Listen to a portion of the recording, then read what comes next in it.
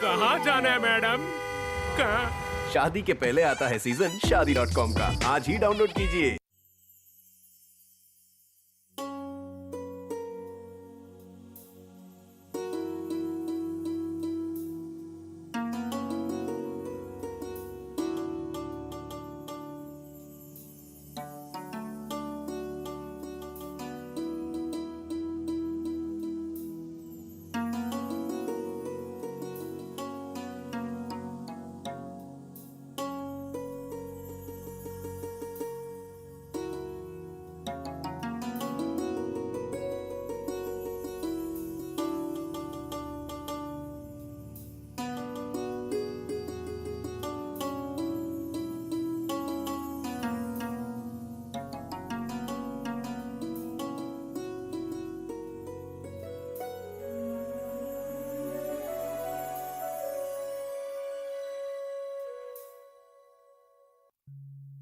वो एक बेबाक शोख चंचल किरण थी कि जिसमें लागेर में आँख खोली, उसी के खूने जिगर की गर्मी से फिर वो शोला बनी, शफक बनी, माह नौ बनी और महर ताबा, कि जिसकी आतिश बयान किरणों से रफ्ता रफ्ता हुआ एक जहां मुनव्वर। कभी वो आतिश फिशा नदी थी, कभी वो सैलाब नूर था, कभी धूप का समंदर।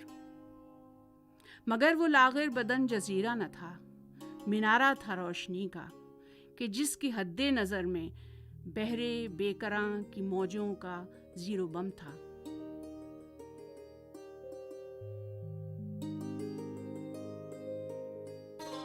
उर्दू के मुमताज़ फिक्शन निगार, फिल्म साज और दानिश्वर ख्वाजा अहमद अब्बास पानीपत में पैदा हुए, जो सूफियों के शहर के नाम से भी जाना जाता है।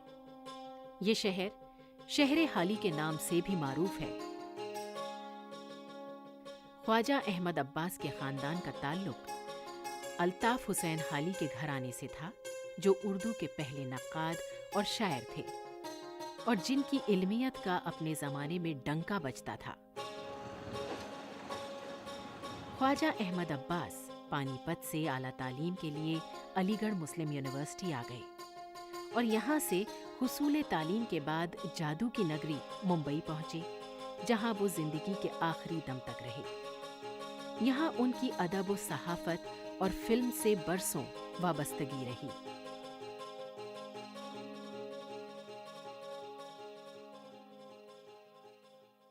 अब्बास साहब एक तो अनथक राइटर, 40 बरस तक जिन्होंने ब्लिट्स का लास्ट पेज लिखा है बग़ैर किसी वक्फे के, एक बार भी नहीं छूटा।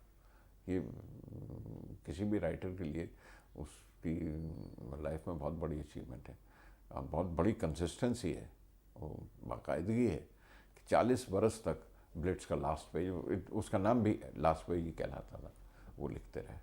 और हम सब एक आइडियोलॉजी की वजह से अब्बास साहब को ज़रूर पढ़ा करते थे। ख्वाजा अहमद अब्बास का वो पेज नहीं छूटता था, मतलब यूँ कहें कि ब्लिट्स छूट जाए लेकिन लास्ट पेज नहीं छूटता था। उनको इतने बाकायदगी से पढ़ा करते थे। ख्वाजा अहमद अब्बास साहब से मेरी पहली मुलाकात लखनऊ में हुई थी, जब मैं लखनऊ यूनिवर्सिटी का स्टूडेंट था।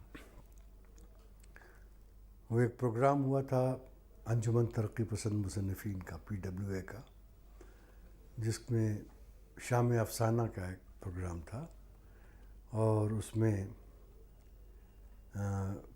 ख्वाजा अहमद अब्बास साहब, इस्मत आपा, कृष्णचंद्र और ख्वाजा अहमद अब्बास साहब के अफसानों का भी, और उनके मशहूर आलम कॉलम अंग्रेज़ी ब्लिट्स में लास्ट पेज और उर्दू और हिंदी में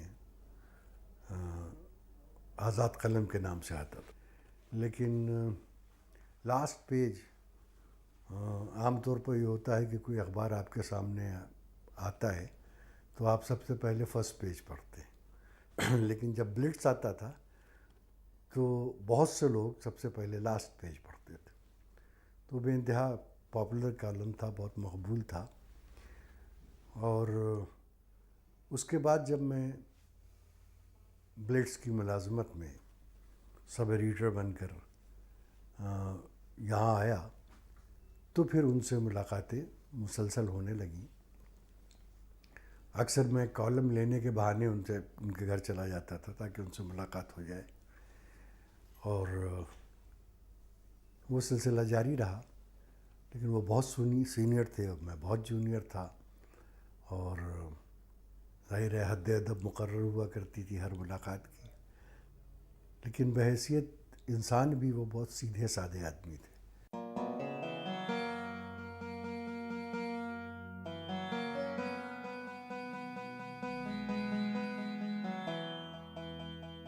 मुंबई में क़याम के दौरान उन्होंने 70 से ज़्यादा किताबें लिखीं। उर्दू, अंग्रेज़ी और हिंदी, इन तीनों ज़बानों में उन्होंने खामा फरसाई की। उनकी किताबों में दो बूंद पानी, मुहिब्बी, Mumbai my Mumbai, the gun and other stories, the black sun and other stories, barrister at law, Gehun Aur गुलाब वगैरह काबिल ज़िक्र हैं। उनके शोरे आफाक नॉवल इनकलाब को अदबी हलकों में खूब सराहा गया। उसका दूसरा हिस्सा अरसे बाद the world is my village के नाम से शाया होकर मंजर आम पर आया। वो हफ्त रोज़ा बिलेट्स से भी वाबस्ता रहे और ज़िंदगी की आखिरी सांस तक उन्होंने इसका आखिरी सफ़ा लिखा। बिलेट्स में शाया शुदा उनकी तहरीरों का एक उम्दा इंतखाब ब्रेड, ब्यूटी एंड रेवोल्यूशन के नाम से इशाअत पजीर हुआ। मैं अब्बास साहब के फ़िक्शन का बहुत आशिक नहीं हूँ, और मैंने उनकी किताबें अंग्रेज़ी में पढ़ी, उर्दू में भी पढ़ी, नावल भी उनका पढ़ा और कहानियाँ भी पढ़ी। तो उसका एक सबब तो बहुत बड़ा ये था कि अब्बास साहब के ज़माने में गैर मामूली सलाहियतें रखने वाले फ़िक्शन निगार पैदा हो गए थे। भाई मंटो हैं, बेदी हैं, कृष्णचंद्र हैं, जबकि कृष्णचंद्र का जादू विवाद में टूट गया। इसमत चुगताई हैं, ग़ुलाम अब्बास हैं, मुमताज़ मुफ्ती हैं, और कहना चाहिए हयातुल्लाह अंसारी हैं। तो अब्बास साहब का मामला ये रहा कि अब्बास साहब ने अपने आप को बिखरा बहुत लिया था। फ़िल्म है, जर्नलिज़म है, जर्नलिज़म में भी अंग्रेज़ी जर्नलिज़म, उर्दू जर्नलिज़म। मुझे याद है कि जब हम लोग स्टूडेंट थे इलाहाबाद यूनिवर्सिटी में, तो लास्ट पेज ब्लिट्ज़ में आया करता था अब्बास साहब का। मैंने तो लास्ट पेज पढ़ने के लिए ब्लिट्ज़ उस वक्त से ख़रीदना शुरू किया था। अब्बास साहब ने उर्दू में आज़ाद कलम शुरू किया था उसी वक्त। तो अब्बास साहब का तो सोचिए इप्टा में कितना काम उन्होंने किया, इंडियन पीपल्स थिएटर्स का जो मूवमेंट कहना चाहिए पूरा। फिल्म में देखिए उन्होंने जो फिल्में बनाई, और फिर ये कि ज़ाहिर है कि वो तो भाई एक हमेशा से कमिटमेंट उसी के साथ शुरू की उन्होंने अपनी ज़िंदगी, उसी के साथ ख़त्म हुए।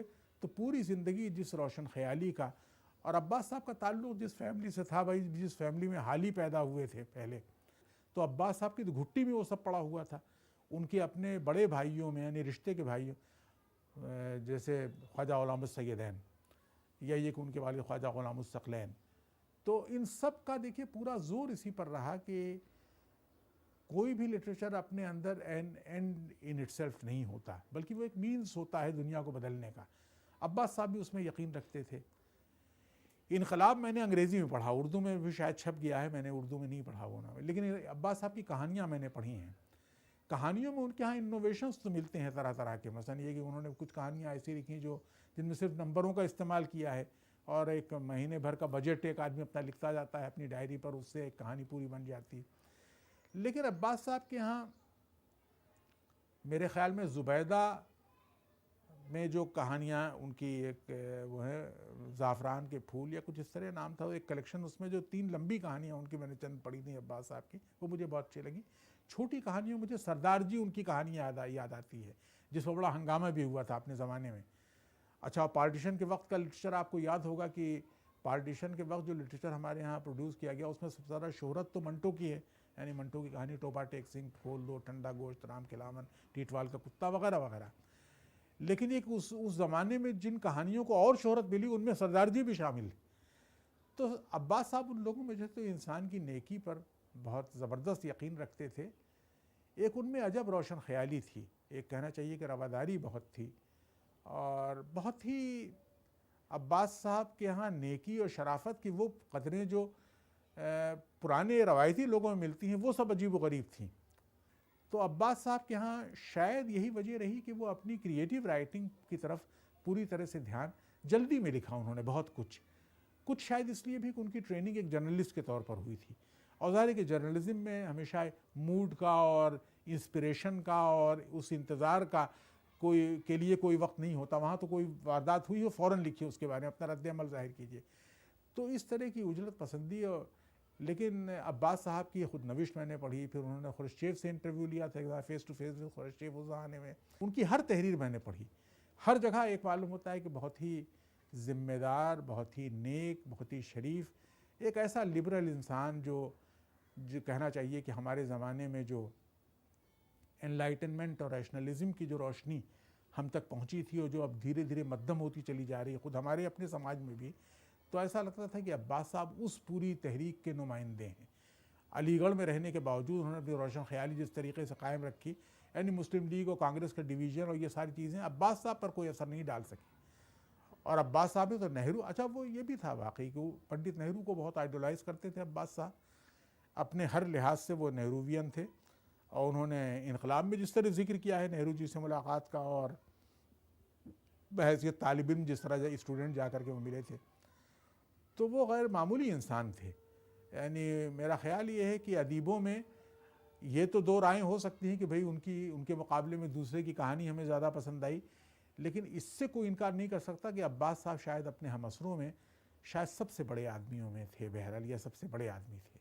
ख्वाजा अहमद अब्बास हमारे ज़बान व अदब का, हमारी तहज़ीब व सक़ाफ़त का वो नुमाइंदा नाम है जो अपने हमअसरों में कई एतबार से मुमताज़ है। एक तो वो जामे हैसियत थी, हम जहज़ शख्सियत थी।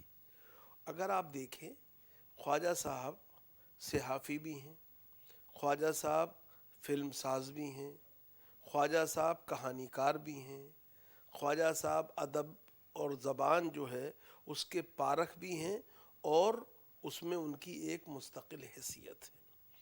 एक बात जिसे और नज़रअंदाज नहीं करना चाहिए, मैं अक्सर कहता हूँ कि हाली का घराना उर्दू ज़बान व अदब की फ़र्स्ट फैमिली है।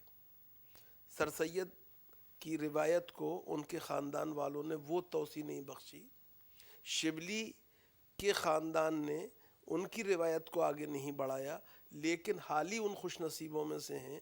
पानीपत का घराना वो है जिसकी मुख्तलिफ़ शाखों ने ज़बान व अदब पर अपने गहरे नुकूश मुर्तसिम किए हैं, और ख्वाजा अहमद अब्बास उनमें एक गैर मामूली अहमियत का नाम है। ख्वाजा साहब ने हमें जो फ़िल्में दी, जो कहानियाँ दी, जो मुकालमे दिए, वो अपनी जगह ख़ुद एक दबिस्तान है। और जब हिंदुस्तानी फ़िल्मों का 100 साल का इतिहास सही तौर पर रकम किया जाएगा, तो जिन लोगों का नाम उसके अंदर सुनहरी हरफों से लिखा जाएगा, उनमें ख्वाजा साहब भी होंगे। हवा की मानिंद था वो आज़ाद, बादे सबा की मानिंद निखतों का पयाम्बर था। कभी वो आवाज़ बन के गूंजा, कभी वो अल्फाज बन के तड़पा, कभी वो सूरत गरी की दुनिया में एक तलवार बन के लपका, कभी वो ऐवान फ़िक्र नौ में कलम का एजाज़ बन के चमका, कभी वो एहसास के सफ़ीने में शोलाज़न पानियों से गुज़रा। ना उसने जुल्मत से हार मानी, ना उसने कड़वी हकीकतों से नज़र चुराई, ना उसने शोहरत की आरज़ू की, ना उसने सरवत की जुस्तजू की, कि उसकी रंगी मिजाजियों में भी एक रंगे कलंदरी था।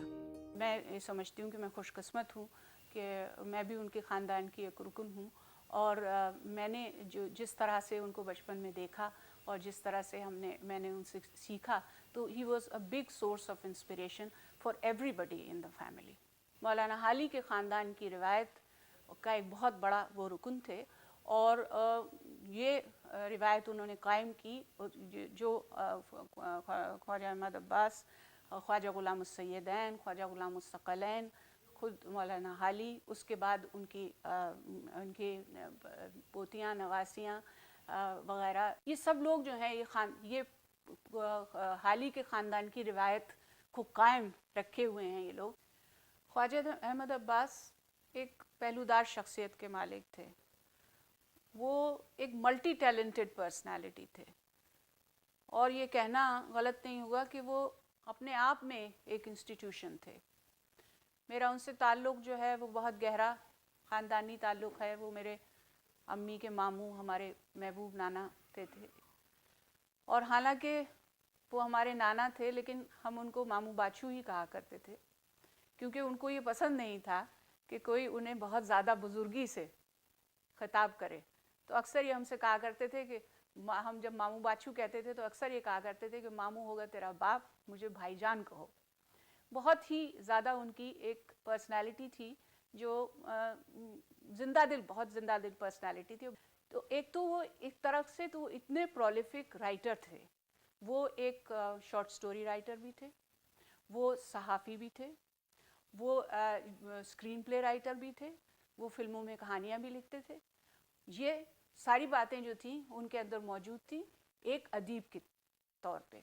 उसके अलावा जो थे वो फिल्म मेकर भी थे और उन्होंने उस ज़माने में फिल्में, वो वाली फिल्में बनाई जो कि तसव्वुर भी इस ज़माने में नहीं था कि आर्ट फिल्म क्या होती है। उस ज़माने में उन्होंने आर्ट फिल्में बनाई। उस ज़माने में जो आम पॉपुलर फिल्मों का अंदाज़ था उस अंदाज़ की नहीं होती थी, बल्कि हकीकत से जुड़ी हुई होती थी।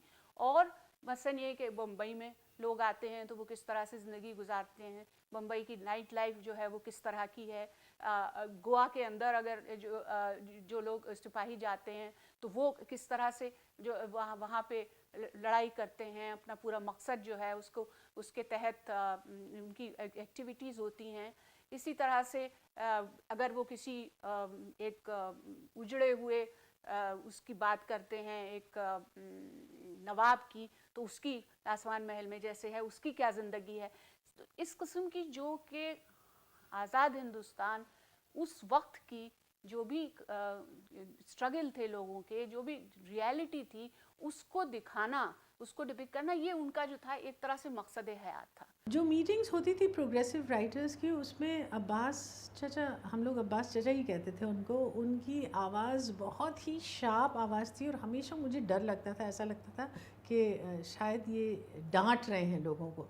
लेकिन जब उनको नज़दीक से जाना तब पता चला कि बच्चे उनके बहुत ही फेवरेट थे और उनकी जो बीवी थी मुज्जी आपा, वो तो बहुत ही अच्छी थी और बच्चों के साथ हमेशा उनको इनकरेज करते थे। और उनको ये मैंने प्रोग्रेसिव राइटर्स में एक्चुअली देखा है कि वो बच्चों को कभी अलहदा नहीं छोड़ देते थे, बल्कि बच्चों को हर चीज़ में शामिल करते थे और बच्चों की ओपिनियन लेते थे, बच्चों को एक इंडिविजुअल की तरह ट्रीट करते थे। ये अब्बास साहब की एक बहुत ही स्पेशल आदत थी। हम लोग बहुत छोटे थे, मैं शायद 9-10 साल की थी जब चीन का हमला हुआ था और उसके ख़िलाफ़ और हिंदुस्तान के सपोर्ट में अब्बास साहब ने बच्चों का एक क्वायर बनाया था जिसमें मैं भी शामिल हुई थी। और मुझे याद है कि हर संडे को हम उनके घर जाते थे, जो कि हमारे घर के बहुत पास था, और वो बच्चों को गाने सिखाते थे और हम उनके साथ गाते थे, हमलावर ख़बरदार ख़बरदार, अपना देश बचाने को हिंदुस्तानी है तैयार, ख़बरदार किस्म का।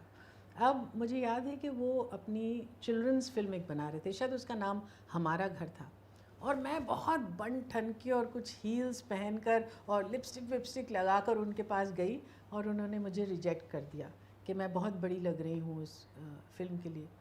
तो मुझे बहुत धक्का लगा और बहुत अफसोस हुआ और अपने फेलियर का बहुत बुरी तरह से मुझे एहसास हुआ। कई साल बाद जब मैं फिल्म इंस्टीट्यूट में एक्टिंग का कोर्स कर रही थी, सिर्फ स्टूडेंट थी, तो अब्बास साहब वहाँ आए और उन्होंने कहा, तुम बहुत साल पहले मुझसे बहुत नाराज़ हुई थी ना, अब मैं तुम्हारी सबसे पहली जो फ़िल्म है उसको प्रोड्यूस करूँगा। और चुनांचे उन्होंने मुझे फासला के लिए अपनी जो फ़िल्म है उसमें उन्होंने मुझे लिया था। मेरी पहली फ़िल्म अब्बास साहब की लिखी हुई थी जिसका नाम था मेरा नाम जोकर। उस पर मैंने यंग जोकर का मैंने रोल अदा किया था। उनकी वजह से, राज कपूर साहब की वजह से मुझे राष्ट्रीय पुरस्कार मिला for best child artist for the film. खैर, पुरस्कार तो राज कपूर साहब और अब्बास साहब की वजह से ही था। उसके बाद मेरी पहली फिल्म जो थी एज ए लीडिंग आर्टिस्ट जिसे कहे, वो थी बॉबी, और वो भी अब्बास साहब की लिखी हुई थी। तो मैं तो अपने लिए तो मैं उनको खुदा मानता हूँ। मेरे तो उन्होंने सब कुछ, अब्बास साहब ने मेरा पेव किया है, राज कपूर साहब ने मेरा करियर पेव किया है। बॉबी जब बनी, फिर रिलीज़ हुई, पिक्चर बहुत बड़ी हिट हो गई, मेरा करियर सेट हो गया, तो मैं उनका शुक्रगुजार मानता हूँ। ज़्यादातर तो मैं उनका लिटरेरी बैकग्राउंड तो बहुत कम जानता हूँ, लेकिन इतना ज़रूर जानता हूँ कि अब्बास साहब का बहुत बड़ा योगदान रहा है आर.के. फिल्म्स में, राज कपूर परिवार में, क्योंकि उसके बाद अब्बास साहब ने बीज बोया था फिल्म हिना में, जो कि राज साहब ना बना सके, लेकिन रणधीर कपूर साहब ने मुकम्मल की। तो उनका एक एसोसिएशन हिना तक था।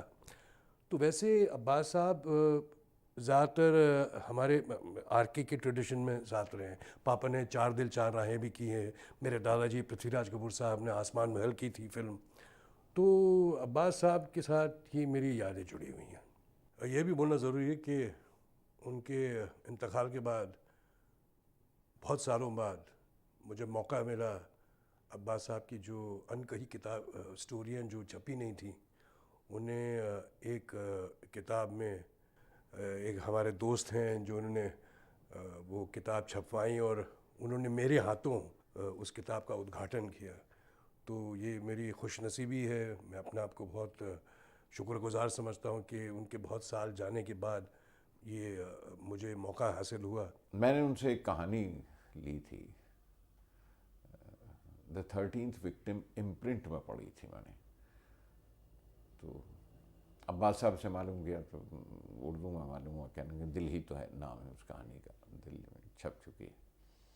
वो कहानी मैंने सीपी साहब को सुनाई, तो सीपी साहब को बहुत अच्छी लगी and on the spur of the moment ही decided we should make this film the 13th victim, जिसे मैंने अचानक के नाम से बनाया। जब फिल्म बनी तो मुझे याद है लिबर्टी में देखने आए थे प्रीमियर पर, और मुझे चलते हुए कहा था, गुलजार आइंदा अब तुम ही फिल्में बनाओगे, तुम जैसे लड़के फिल्में बनाएंगे जिसमें हीरोइन की ज़रूरत ही नहीं। उस वक्त की फिल्मों का कॉन्सेप्ट एक था, एक रोमांस तो होगा ना, एक लड़की एक यंग हीरोइन होगी, और फिर Meena ji was playing an old woman. तो कहने लगे बस आइंदा तो अब तुम जैसे लड़के ही बनाएंगे ये फिल्में इस तरह की। भाई कोई बगैर हीरोइन की फिल्म बना ली तुमने। And I remember he wrote 1 full page in screen of his reaction on अचानक, कि ये कहानी ये मैं नहीं बनाता, इस तरह से ना बनाता अगर मैं बनाता था। But he encouraged me and that was a big Thapki for me coming from Abbas साहब।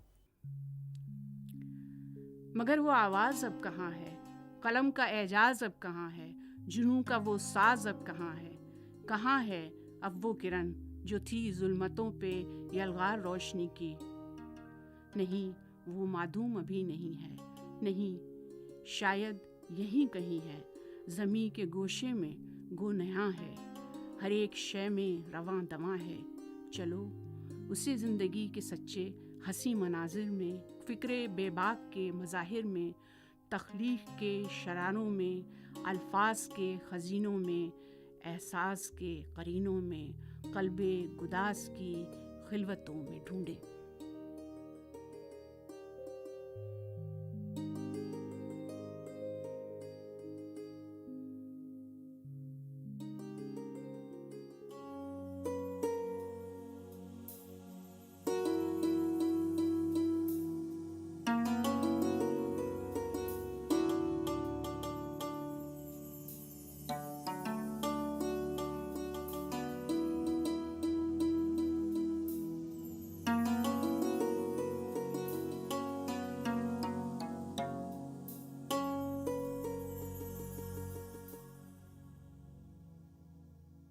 सभी देखने वालों को